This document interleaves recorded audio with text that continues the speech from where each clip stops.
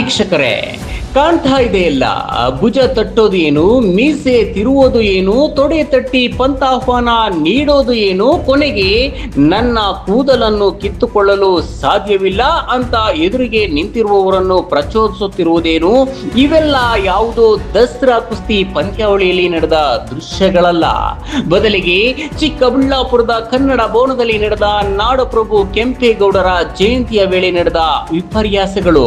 ಇಲ್ಲಿ ಭುಜ ತಟ್ಟಿ ಪಂಥಾಹ್ವಾನ ನೀಡುತ್ತಿರೋ ವ್ಯಕ್ತಿ ಯಾವುದೋ ಪೈಲ್ವಾನ್ ಪಾಪಣ್ಣನೂ ಅಲ್ಲ, ಪುಡಿ ರೌಡಿಯೂ ಅಲ್ಲ.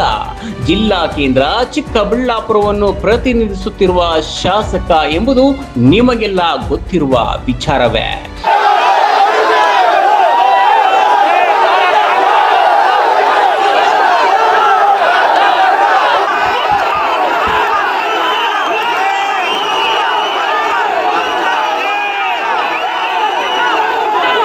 ನಿನ್ನೆ ಸರ್ಕಾರದಿಂದ ಆಯೋಜಿಸಿದ್ದ ಕೆಂಪೇಗೌಡ ಜಯಂತಿ ಕಾರ್ಯಕ್ರಮಕ್ಕೆ ನುಗ್ಗಿದ ಕೆಲ ಪುಡಾರಿಗಳು ಶಾಸಕರ ವಿರುದ್ಧ ಘೋಷಣೆ ಕೂಗಿ ಆಕ್ರೋಶ ವ್ಯಕ್ತಪಡಿಸಿದ್ದಾರೆ.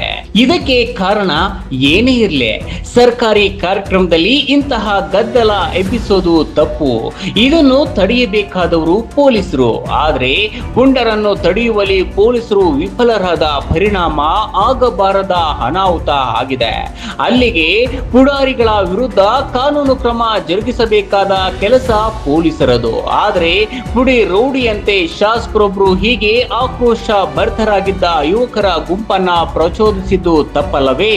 ಈ ಬಗ್ಗೆ ಯಾಕೆ ಪೊಲೀಸರು ಗಮನ ಹರಿಸುತ್ತಿಲ್ಲ ಎಂಬ ಪ್ರಶ್ನೆಗೆ ಈಗ ಉತ್ತರ ದೊರೆಯಬೇಕಿದೆ. ಯಾವುದೇ ಅಹಿತಕರ ಘಟನೆ ನಡೆದಾಗ ಅದನ್ನು ತಡೆದು ತಣ್ಣಗಾಗಿಸುವ ಕೆಲಸ ಕೇವಲ ಪೊಲೀಸರದು ಮಾತ್ರವಲ್ಲ, ಜನಪ್ರತಿನಿಧಿಗಳೆನಿಸಿಕೊಂಡವರು ಮತ್ತು ಜವಾಬ್ದಾರಿ ನಾಗರಿಕರಿಗೂ ಸೇರಿದೆ. ಆದರೆ ಅದೇ ಜನಪ್ರತಿನಿಧಿಯಾಗಿ ರಂಪಾಟವನ್ನು ತಡೆಯಬೇಕಿದ್ದ ಶಾಸಕರು ಹೀಗೆ ಪ್ರಚೋದನೆ ನೀಡಿರುವುದು ತಪ್ಪು ಎಂಬ ಯೋಚನೆ ಪೊಲೀಸರಿಗೆ ಬಾರದಿರುವುದೇ ವಿಪರ್ಯಾಸ. ಕಾರ್ಯಕ್ರಮಕ್ಕೆ ನುಗ್ಗಿ ಅಡಚಣೆ ಮಾಡಿದ ಪುಂಡರ ವಿರುದ್ಧ ಪ್ರಕರಣ ದಾಖಲಿಸಿ ವಶಕ್ಕೆ ಪಡೆಯುತ್ತಿರುವ ಪೊಲೀಸರು ಪ್ರಚೋದನೆ ನೀಡಿ ಕಾನೂನು ಸುವ್ಯವಸ್ಥೆಗೆ ಭಂಗ ತರುವ ರೀತಿಯಲ್ಲಿ ವರ್ತಿಸಿದ ಜನಪ್ರತಿನಿಧಿಯಾದವರ ವಿರುದ್ಧವೂ ಯಾಕೆ ಕಾನೂನು ಕ್ರಮಕ್ಕೆ ಮುಂದಾಗಿಲ್ಲ ಎಂಬ ಪ್ರಶ್ನೆ ಪ್ರಜ್ಞಾವಂತರು ಕೇಳುತ್ತಿದ್ದಾರೆ.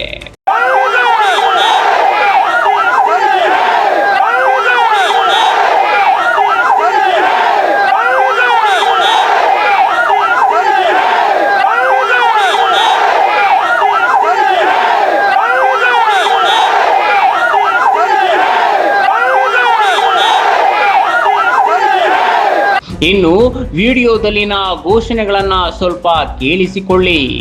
ಎಸ್ಸಿಗಳಿಗೆ ಜೈಕಾರ ಹಾಕುತ್ತಿರೋದು ಕೂಡ ಅದೇ ಜನಪ್ರತಿನಿಧಿ.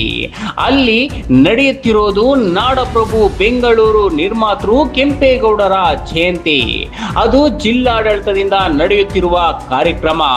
ಶಿಷ್ಟಾಚಾರದ ಪ್ರಕಾರ ಸ್ಥಳೀಯ ಶಾಸಕರು ಈ ಕಾರ್ಯಕ್ರಮದ ಅತಿಥಿಯಾಗಿ ಬಂದ ಶಾಸಕರು ಕೆಂಪೇಗೌಡರ ಬಗ್ಗೆ ಗುಣಗಾನ ಮಾಡುವ ಬದಲು ಹೀಗೆ ಅನಗತ್ಯವಾಗಿ ಎಸ್ಸಿ ಸಮುದಾಯದ ಪರ ಘೋಷಣೆಗಳನ್ನ ಕೂಗಲು ಕಾರಣವೇನು? ಇದು ಪ್ರಚೋದನೆಯಲ್ಲವೇ? ಆ ಮೂಲಕ ಒಂದು ಸಮುದಾಯದ ವಿರುದ್ಧ ಮತ್ತೊಂದು ಸಮುದಾಯವನ್ನ ಎತ್ತಿ ಕಟ್ಟುವ ಕೆಲಸವನ್ನು ಖುದ್ದು ಶಾಸಕರೇ ಮಾಡಿದಂತಾಗಲಿಲ್ಲವೇ? ಹಾಗಿದ್ರೂ ಪೊಲೀಸರು ತಡೆಯಲು ಮುಂದಾಗಿಲ್ಲ, ನಂತರ ಕಾನೂನು ಕ್ರಮವನ್ನು ಜರುಗಿಸಿಲ್ಲ ಯಾಕೆ ಎಂಬ ಪ್ರಶ್ನೆಗೆ ಉತ್ತರ ದೊರೆಯಬೇಕಿದೆ. ಆದರ್ಶ ಪುರುಷರನ್ನ ಸ್ಮರಿಸಿ ಅವರ ಹಾದಿಯಲ್ಲಿ ಸಾಗಲು ಸರ್ಕಾರ ಮಹಾನ್ ಪುರುಷರ ಜಯಂತಿಗಳನ್ನು ಸರ್ಕಾರದ ಮಟ್ಟದಲ್ಲಿ ಆಯೋಜಿಸಲು ತೀರ್ಮಾನಿಸಿದೆ. ಹೀಗೆ ಸರ್ಕಾರವೇ ಆಯೋಜಿಸುತ್ತಿರುವ ಜಯಂತಿಗಳಲ್ಲಿ ಪ್ರಮುಖವಾಗಿ ಸಂವಿಧಾನ ಶಿಲ್ಪಿ ಡಾಕ್ಟರ್ ಬಿ.ಆರ್. ಅಂಬೇಡ್ಕರ್ ಅವರ ಜಯಂತಿಯನ್ನು ಜಿಲ್ಲಾ ಕೇಂದ್ರದಲ್ಲಿ ಆಯೋಜಿಸಿದಾಗ ಈ ಶಾಸಕ ಪ್ರದೀಪ್ ಈಶ್ವರ್ ಅವರು ಕಾರ್ಯಕ್ರಮಕ್ಕೆ ಹಾಜರಾಗಲಿಲ್ಲ. ಹಸಿರು ಕ್ರಾಂತಿಯ ಹರಿಕಾರ ಮಾಜಿ ಉಪ ಪ್ರಧಾನಿ ಬಾಬು ಜಗಜೀವನ್ ರಾಮ್ ಜಯಂತಿಯನ್ನು ಇದೇ ಜಿಲ್ಲಾಡಳಿತ ಆಯೋಜಿಸಿದಾಗಲೂ ಶಾಸಕರು ಹಾಜರಾಗಲಿಲ್ಲ. ಅಷ್ಟೇ ಅಲ್ಲ, ಶಾಸಕರ ಸಮುದಾಯಕ್ಕೆ ಸೇರಿದ ಯೋಗಿ ನಾರಾಯಣ ಯತೀಂದ್ರ ಶ್ರೀ ಕೈವಾರ ತಾತಯ್ಯನವರ ಜಯಂತಿಗೂ ಶಾಸಕರು ಹಾಜರಿಲ್ಲ. ಇನ್ನು ಕ್ಷೇತ್ರದ ಅಭಿವೃದ್ಧಿಗಾಗಿ ನಡೆಯುವ ಪ್ರಗತಿ ಪರಿಶೀಲನಾ ಸಭೆಗೂ ಶಾಸಕರು ಹಾಜರಾತಿ ಇಲ್ಲ. ರಾಷ್ಟ್ರೀಯ ಹಬ್ಬಗಳಾದ ಗಣರಾಜ್ಯೋತ್ಸವ ಮತ್ತು ಸ್ವಾತಂತ್ರ್ಯ ದಿನಾಚರಣೆಗೂ ಶಾಸಕರು ಹಾಜರಾತಿ ಇಲ್ಲ. ಆದ್ರೆ ನಿನ್ನೆ ನಡೆದ ಕೆಂಪೇಗೌಡರ ಜಯಂತಿಗೆ ಮಾತ್ರ ಶಾಸಕರು ಹಾಜರಾಗಲು ಕಾರಣವೇನು? ಈ ಬಗ್ಗೆ ಶಾಸಕರೇ ಉತ್ತರಿಸಬೇಕು. ಇಲ್ಲವೇ ಇದರ ಹಿಂದೆ ಏನಾದರೂ ಷಡ್ಯಂತ್ರವಿದೆಯಾ ಎಂಬ ಬಗ್ಗೆ ತನಿಖೆ ನಡೆಯಬೇಕಲ್ಲವೇ?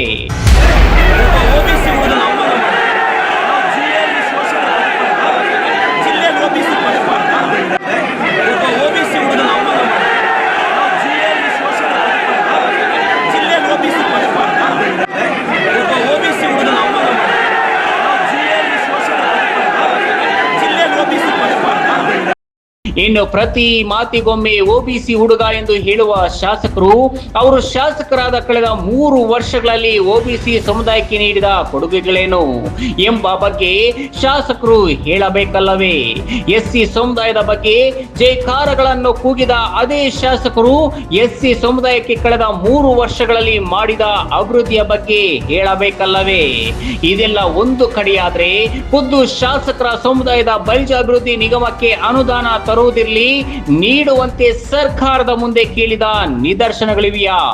ವಿಶ್ವದಲ್ಲಿ ಎಲ್ಲೂ ಇಲ್ಲದ ಶಿಕ್ಷಣಕ್ಕೊಂದು ಉದ್ಯೋಗಕ್ಕೊಂದು ಇರುವ ಮೀಸಲಾತಿಯನ್ನು ಪರಿಪೂರ್ಣವಾಗಿ ನೀಡುವಂತೆ ಸರ್ಕಾರವನ್ನು ಒತ್ತಾಯಿಸಿದ ಉದಾಹರಣೆಗಳಿವೆಯಾ? ತನಗೆ ಆಪತ್ತು ಬಂದಾಗ ನೆನಪಾಗುವ ಒಬಿಸಿ ಅಹಿಂದ ಸಮುದಾಯಗಳು, ಆ ಸಮುದಾಯಗಳಿಗೆ ಬೇಕಾದ ಮೂಲ ಸೌಲಭ್ಯಗಳ ಅಗತ್ಯಗಳ ಬಗ್ಗೆ ಇದೇ ಶಾಸಕರು ಎಂದಾದ್ರೂ ಸದನದಲ್ಲಿ ಮಾತನಾಡಿದ ಉದಾಹರಣೆ ಇದೆಯಾ? ಇನ್ನು ಸದನದಲ್ಲಿ ಕ್ಷೇತ್ರದ ಅಭಿವೃದ್ಧಿಯ ಬಗ್ಗೆಯೋ ಇಲ್ಲವೇ ಶೋಷಿತ ಸಮುದಾಯಗಳ ಸಮಸ್ಯೆಗಳ ಬಗ್ಗೆಯೋ ಒಂದು ದಿನಕ್ಕೂ ಮಾತನಾಡದ ಶಾಸಕರು ಕಬ್ಬಿಣ ಕೊಡು, ಹಗ್ಗ ಕೊಡು ಎಂದು ಸದಸ್ಯರಿಂದ ಚೀಮಾರಿ ಹಾಕಿಸಿಕೊಳ್ಳುವುದರಲ್ಲಿಯೇ ಸದನದ ಅಮೂಲ್ಯ ಸಮಯ ವ್ಯರ್ಥ ಮಾಡಿದ ಉದಾಹರಣೆಗಳಿವೆ ಹೊರತು ಸಮಸ್ಯೆಗಳ ಬಗ್ಗೆ ಚರ್ಚೆ ಮಾಡಿದ ನಿದರ್ಶನಗಳಿದ್ರೆ ಶಾಸಕರು ಹೇಳಬೇಕಲ್ಲವೇ? ನಿನ್ನೆ ನಡೆದ ಕೆಂಪೇಗೌಡರ ಜಯಂತಿಯಲ್ಲಿ ನಡೆದ ಅವಾಂತರಕ್ಕೆ ಒಳನುಗ್ಗಿ ಗದ್ದಲ ಮಾಡಿದ ಪುಡಾರಿಗಳ ತಪ್ಪು ಎಷ್ಟಿದೆಯೋ ಅಷ್ಟೇ ತಪ್ಪು ಜನಪ್ರತಿನಿಧಿಯಾದ ಶಾಸಕರದು ಇದೆ ಎಂಬುದು ಮೇಲ್ನೋಟಕ್ಕೆ ಕಾಣುವುದಿಲ್ಲವೇ?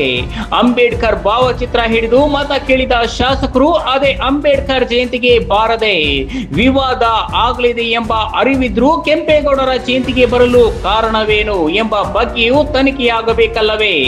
ಇನ್ನು ಚಿಕ್ಕಬಳ್ಳಾಪುರ ಜಿಲ್ಲೆಯಲ್ಲಿ ಈವರೆಗೆ ಜಾತಿಗಳ ನಡುವೆ ದ್ವೇಷ ಇಲ್ಲ, ಎಲ್ಲರೂ ಒಟ್ಟಾಗಿ ಸಾಮರಸ್ಯದ ಜೀವನ ನಡೆಸುತ್ತಿದ್ದಾರೆ. ಆದ್ರೆ ನಿನ್ನೆ ನಡೆದ ಘಟನೆಯಿಂದಾಗಿ 2 ಸಮುದಾಯಗಳ ನಡುವೆ ದ್ವೇಷ ಹಬ್ಬುವ ಆತಂಕ ಎದುರಾಗಿದೆ. ಈ ನಡುವೆ ಪೊಲೀಸರ ವರ್ತನೆಯು ಏಕಪಕ್ಷೀಯವಾಗಿದೆ ಎಂಬ ಆರೋಪಗಳಿವೆ. ಇದು ಹೀಗೆ ಮುಂದುವರೆದ್ರೆ 2 ಸಮುದಾಯಗಳ ನಡುವಿನ ದ್ವೇಷ ಮತ್ತಷ್ಟು ಹೆಚ್ಚಿ ಅದು ಮುಂದೆ ಹಲವು ಅವಾಂತರಗಳಿಗೆ ಕಾರಣವಾಗುವ ಆತಂಕ ಇಲ್ಲದಿಲ್ಲ.